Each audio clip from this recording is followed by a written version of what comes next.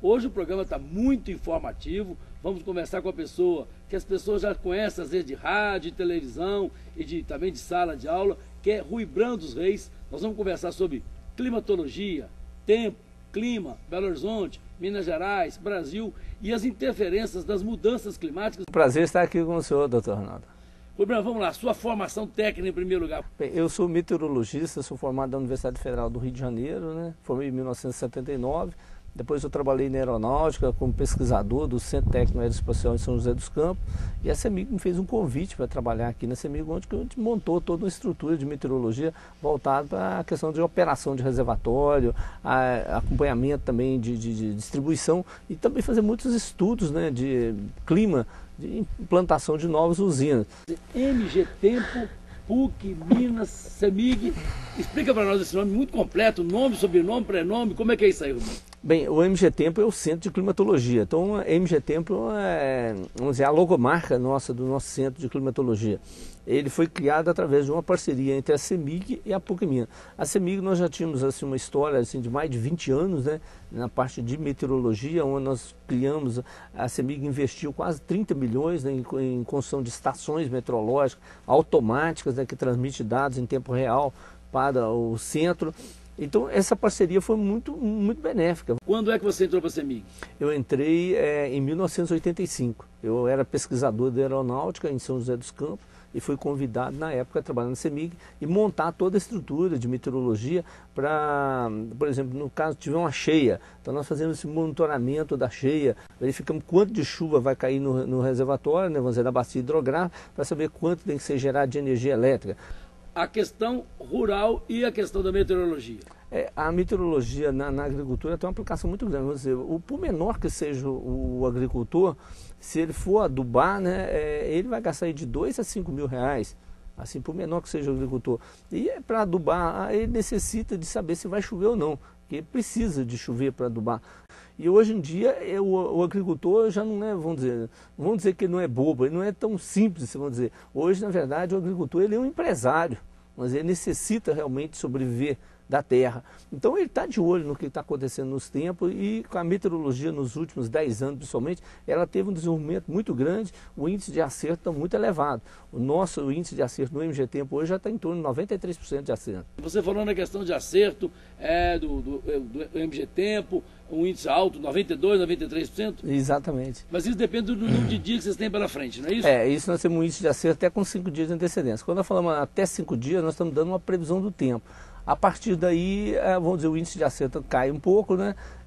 E depois de 15 dias, que nós temos até uma tendência nas condições de tempo até 15 dias, aí já viram a previsão climática. Nós falamos da agricultura, falamos também da questão da CEMIG, né? Falamos da academia, lá da PUC, né? E eu queria conversar com você também sobre a questão das ferrovias. Isso, hoje um dos grandes parceiros nossos, doutor Ronaldo, é a Companhia Vale do Rio Doce, né? A FCA, né? A Ferrovia Centro-Atlântica, onde nós monitoramos 10 mil quilômetros de ferrovia e também os portos da Vale. Vocês passam informação para esse técnico seus que fica lá? Isso, nós disponibilizamos hoje uma página onde com informações em tempo real, né, para o Brasil todo e dando um zoom em vários detalhes assim ao longo da ferrovia. Então ele vai lá e verifica o trecho da ferrovia e fala, está com chuva leve. Aí ele já conversa com os técnicos da Vale do Rio Doce, ele já entra em contato com o maquinista e já diminui. Agora, se tiver ocorrendo uma chuva com intensidade muito forte, aí pode ocorrer um desmoronamento, por exemplo, pode cair terra na ferrovia e ocorrer até um descarrilhamento. Então, nesse caso, a Vale já entra em contato com o pessoal da região também, ele já coloca um carrinho para andar na frente, para ele ir dando sinalização para o trem. E se, por exemplo, o trem estiver vindo para Belo Horizonte, então tem alguns trechos que são meio de serra. Então, se tiver com a chuva, precisa o areeiro estar funcionando, para ele jogar uma areinha para não deslizar e quebrar o trilho. Por exemplo, se um trem também estiver caminhando, deslocando para um determinado lugar e tiver ocorrendo foco de incêndio, esse trem estiver, por exemplo, carregando combustível, então pode provocar um grande acidente.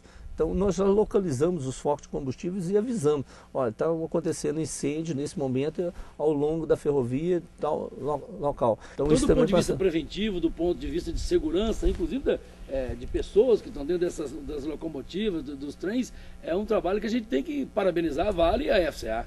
Com certeza, eles estão fazendo um belíssimo trabalho e nós estamos participando. Há quanto tempo que eles começaram esse serviço? Esse serviço nós já temos 2 anos. Os resultados de 2 anos para cá? Olha, é interessante que um gerente da Vale, ele falou, Rui Brand, na reunião da diretoria da Vale, eles falaram assim, o que tem de tecnologia nova que chegou nos últimos anos e que trouxe um benefício muito grande para a Vale? Ele falou, foi unânime dizer que foi a meteorologia. Agora eu vou te perguntar o seguinte, esse índice de ascensão da ordem de 92% a 93% até 5 dias, se deve a quê? Se deve aos recursos humanos, vocês que estudaram mais, ou se deve à tecnologia, novos equipamentos surgiram, ou as duas coisas? São as duas coisas. Hoje se deve, por exemplo, o Brasil realmente nos últimos... praticamente nos últimos 13 anos, ele assim, teve um ganho muito grande. Nós tínhamos um conhecimento muito grande assim, do conhecimento físico da atmosfera, de como é que se formava uma nuvem, dos processos físicos dentro da nuvem toda, mas não tínhamos tempo de computação, não tínhamos a parte de informática. E foram instaladas assim, uma rede de estações muito grandes que transmite o dado em tempo real. Antigamente as estações meteorológicas só transmitiam o dado 3 vezes ao dia, onde o observador fazia a leitura, transmitia via telefone, então o dado demorava muito para chegar no centro de previsões. Hoje o dado já chega em tempo real, ele é coletado, já chega em tempo real via satélite. Por falar nessas questões, né, de onde que vem as chuvas de Minas? Vem da região amazônica, vem do sul do Brasil ou dos dois lugares? Olha, as frentes frias elas vêm do sul do Brasil. Então quando elas ficam estacionárias aqui, a nossa umidade proveniente da gente aqui, ela vem da Amazônia. Porque a massa de ar que atua entre o Brasil e a África é uma massa de ar tropical marítima, o ar sopra de cima para baixo, ele dificulta essa evaporação. Então a massa de ar que ela tem característica de ser quente e seco. Tá? Então a nossa umidade vem da Amazônia. As nuvens têm nomes? Nós classificamos a nuvem em função da altura da base dela.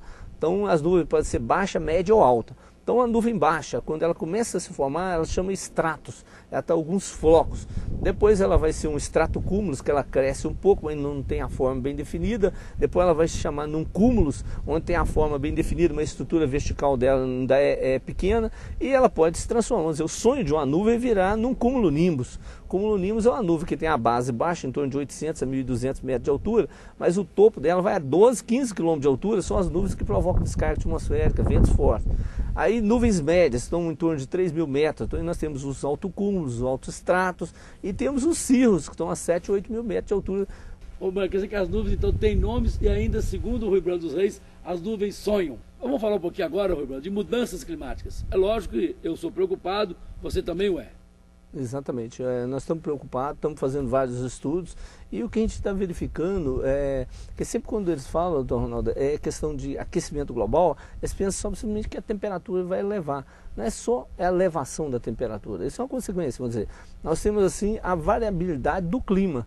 Então, o clima que antigamente, por exemplo, aqui em Belo Horizonte tinha um clima que era frio e úmido. São Paulo, por exemplo, tinha também um clima úmido. São Paulo falava até que era São Paulo das garoas, né? Hoje nós poderíamos dizer que era o São Paulo das enchentes, né? Vamos dizer, mudou por completo. Você me disse um dia que a temperatura mínima de Belo Horizonte cresceu nos últimos 10 anos quase que 1 grau centígrado. Exatamente. Nós em 1979 nós chegamos a ter 3,1 grau. Foi a menor temperatura observada aqui em Belo Horizonte.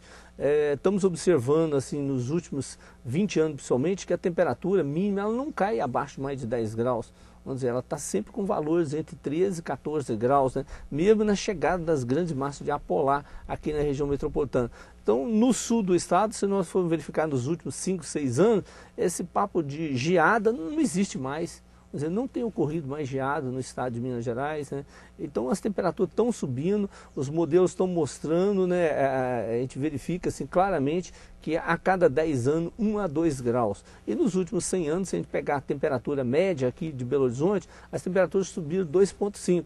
Rui Brand dos Reis, parabéns pelo seu trabalho, não só como professor, mas como coordenador também do MG Tempo, PUC Minas, CEMIG, né? E muito obrigado pela sua presença aqui no nosso programa. E obrigado a você também, telespectador e telespectadora, que acompanha sempre esse programa, que debate sobre ecologia, meio ambiente, desenvolvimento sustentável, sustentabilidade e também sobre a questão da cidadania. Até a próxima semana.